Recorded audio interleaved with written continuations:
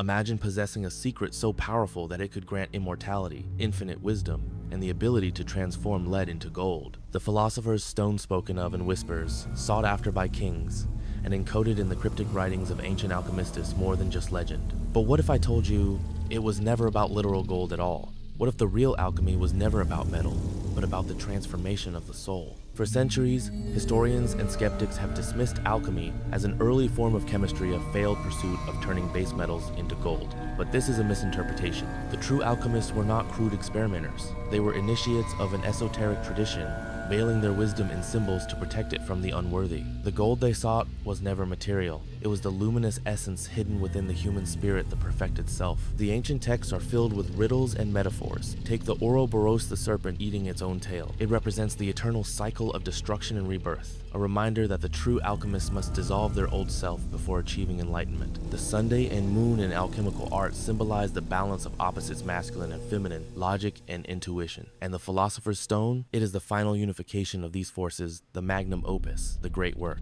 The search for the Philosopher's Stone mirrors the greatest spiritual journey, one that leads to self-discovery and inner awakening. This process, known as the great work or opus magnum, follows 3 stages: nigredo, blackening, the death of the old self-chaos, breakdown, ego dissolution, albedo, whitening, purification, clarity, self-awareness, awakening, rubedo, reddening, rebirth, the integration of all aspects of the self, the birth of the Philosopher's Stone within. This is why the stone is called the elixir of life.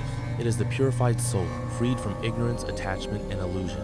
The Emerald Tablet of Hermes Trismegistus, one of the most sacred texts in alchemy, states, "As above, so below. As within, so without." This means that the transformation we seek externally must first happen within. Paracelsus, the great Renaissance alchemist, warned that no one could transmute metal unless they first transmuted themselves. And Carl Jung later revealed that alchemy was nothing less than a map of psychological individuation, the process of becoming whole. So what does this mean for us today? We may not be melting metals in furnaces, but we are all alchemists in our own right. Every challenge, every hardship, every crisis is an opportunity to undergo the great work. The Philosopher's Stone is not something we find, it's something we become. Alchemy is not about turning lead into gold.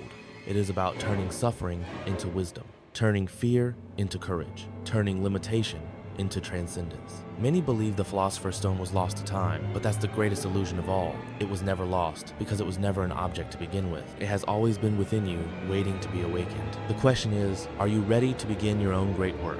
If this video sparked something within you, then perhaps you too are an alchemist in the making. Leave a comment below. What is the lead in your life that you wish to transform into gold? Let's embark on this journey together. Subscribe for more hidden wisdom. And remember, true gold is not found in the earth, but in the soul.